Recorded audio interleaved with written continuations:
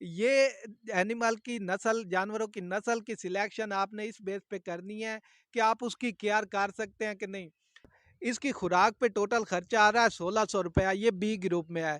तुम जी, आप देख रहे हैं मेरा यूट्यूब चैनल और फेसबुक पेज में इम्तियाज हुसैन। तो आज जो है वो बड़ा खास टॉपिक है कि जानवर की आपने सिलेक्शन कैसे करनी है, जानवर जो है वो किस नस्ल का आपको खरीदना चाहिए, आपके इलाके के हिसाब से, आपकी इन्वेस्टमेंट के हिसाब से, और जानवर की जो गर्मी बर्दाश्त करने की सलाहियत है, जानवर की दूध प्रोड्यूस करने की सलाहियत के हिसाब से, और आपकी इन्वेस्टमेंट के हिसाब से। अच्छा जी, अगर आप डेयरी फार्मिंग करना चाहते हैं, कर रहे हैं, या फिर फ्यूचर में आपका प्लान है, तो ये वीडियो ख़ास तौर पे आपके लिए है।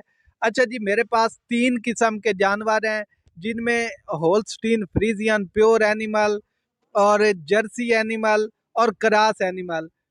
अच्छा जी, ये 3 किस्म की गायें हैं, ये मैं एक-एक करके आपको दिखाता हूँ। फिर मैं इनका मुकम्मल रिकॉर्ड जो मैंने नोट किया है ना, वन बाय वन तकरीबन ये मुझे 4-5 दिन इस पे वर्किंग करते हुए लग गए हैं। तो आपसे रिक्वेस्ट है कि इस पे बड़ी मेहनत होती है, आप सिर्फ इतनी सपोर्ट कर सकते हैं कि चैनल को सब्सक्राइब कर लें, और अगर फेसबुक पेज पे देख रहे हैं तो फॉलो कर लें। एक-एक करके मैं आपको जानवर करीब से दिखाता हूँ, फिर उनकी खसूसियात पे बात करते हैं, उनकी मिल्क प्रोडक्शन पे और उनकी खुराक पे कितना खर्चा आता है। तो वीडियो एंड तक पूरी देखें, इंशाल्लाह आपको इससे बहुत कुछ सीखने को मिलेगा।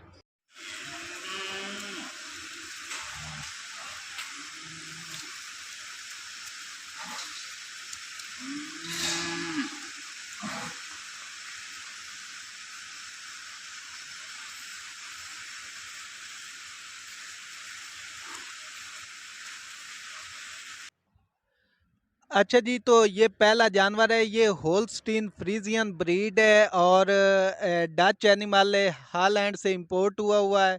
और इसकी मैं मुकम्मल आपको, पहले इस जानवर को आप अच्छी तरह देख लें, तो मुकम्मल इसकी डिटेल बताता हूँ कि ये गर्मियों के लिहाज से कैसे हैं, और मिल्क प्रोडक्शन कितनी है, और दूध में फैट एलआर का क्या हिसाब किताब है, और खुराक पे कितना खर्चा आता है, मेडिसिन पे। तो ये सारी चीज़ों पे डिस्कस करेंगे, और कौन सी ब्रीड हमें रखनी चाहिए। तो इसके बाद अगला जानवर दिखाता हूँ, तीनों जानवर आपको दिखाता हूँ, उसके बाद इनकी मुकम्मल जो है ना वो सारी चीज़ें मैं आपको बताता हूँ।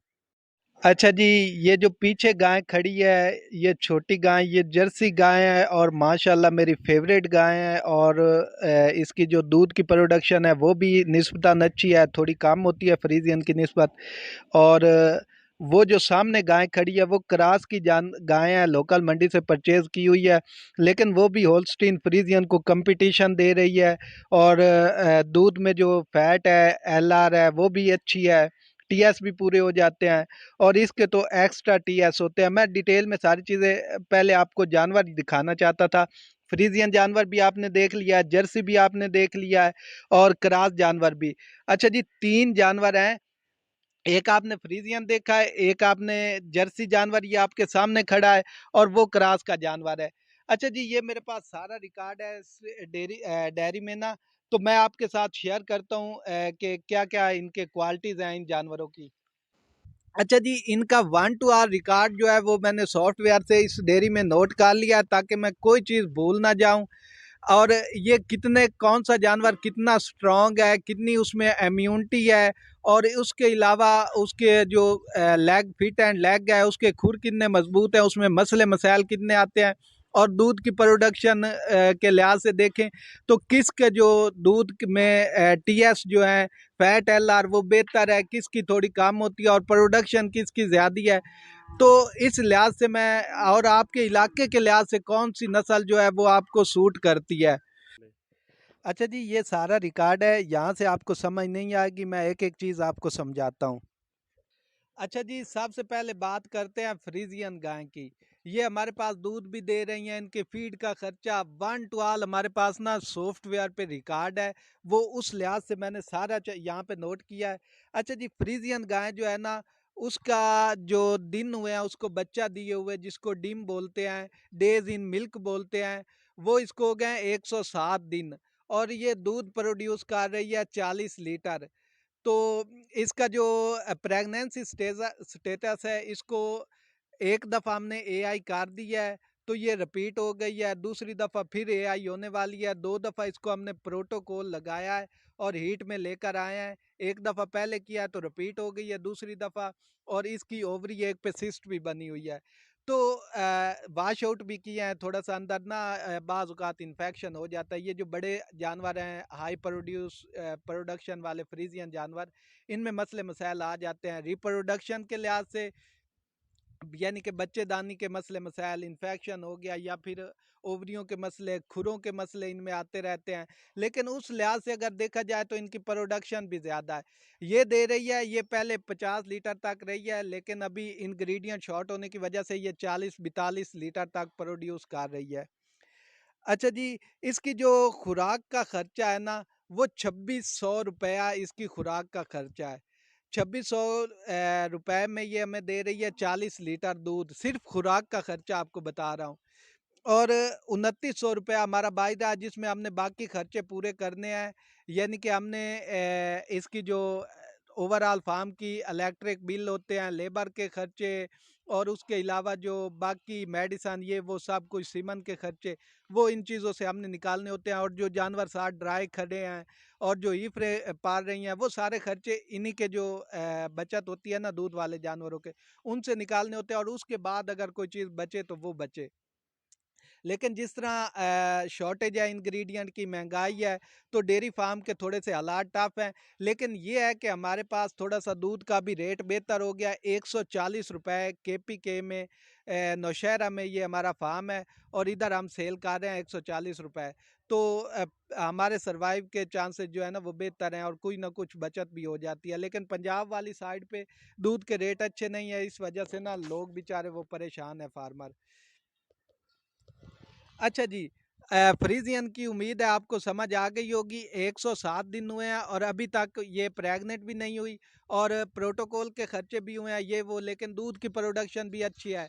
अच्छा जी, आप जो लोग, जिन लोगों ने 100 जानवर रखना है, या जो अफोर्ड कर सकते हैं, या जो मसले मसाइल को फेस करके ज़्यादा प्रोडक्शन ले सकते हैं, वो तो फ्रीजियन जानवर उनके लिए बेहतरीन है। या फिर जिनके 50 से ज़्यादा जानवर हैं, वो डॉक्टर भी रख सकते हैं, वो चीज़ें मैनेज कर लेगा।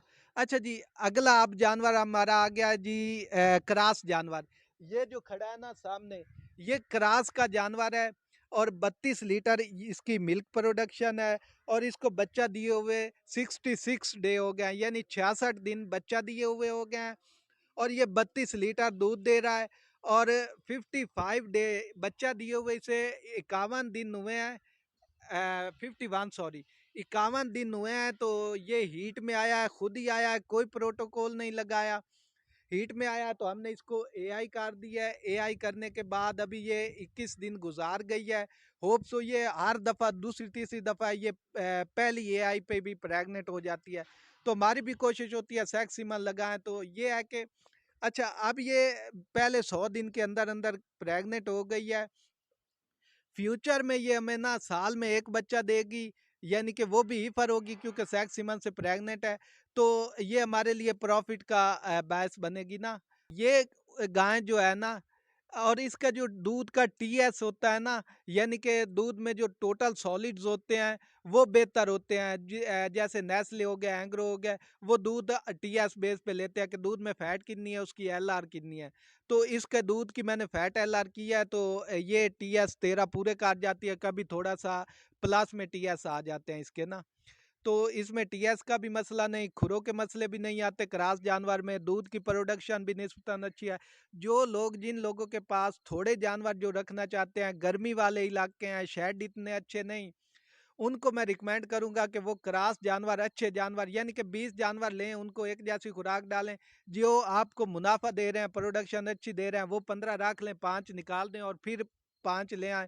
और उनमें से जो आपको मुनाफा दे रहे हैं वो रखें, बाकी निकाल दें। तो इस तरह आप प्रॉफिट की तरफ जा सकते हैं। अच्छा जी, आप आते हैं मेरी फेवरेट जो गाय है, ये जर्सी गाय। ये मैं आपको इसकी पिक भी दिखा दूंगा। अच्छा, ये बहुत ही आउट क्लास जानवर है। इसको बच्चा दिए हुए 107 दिन हो गया, यानी फ्रीजियन गाय के साथ ही इसने बच्चा दिया था। और 70 दिन हो गया इसको प्रेग्नेंट हुए, यानी कि ये पहले 40 दिन बच्चा दिए हुए इसको 40 दिन हो गया था, तो खुद ही हीट में आई है और प्रेग्नेंट भी हो गई है। इसके अलावा ये कभी हॉस्पिटलाइज नहीं हुई, यानी कि कभी बीमार नहीं हुई, कभी मिस्टाइटस का इसमें नहीं आया, कभी खुरों का प्रॉब्लम नहीं आया, गर्मी के इतने इश्यूज नहीं इन दोनों जानवरों में। और इसका जो दूध है ना, इसकी खुराक पे टोटल खर्चा आ रहा है 1600 रुपया, ये बी ग्रुप में है। 1600 रुपया खर्चा आ रहा है और ये 25 किलो दूध दे रही है। जिसके हिसाब से मैंने हिसाब लगाया है, ये 1600 की फीड खा रही है और 1900 का दूध दे रही है।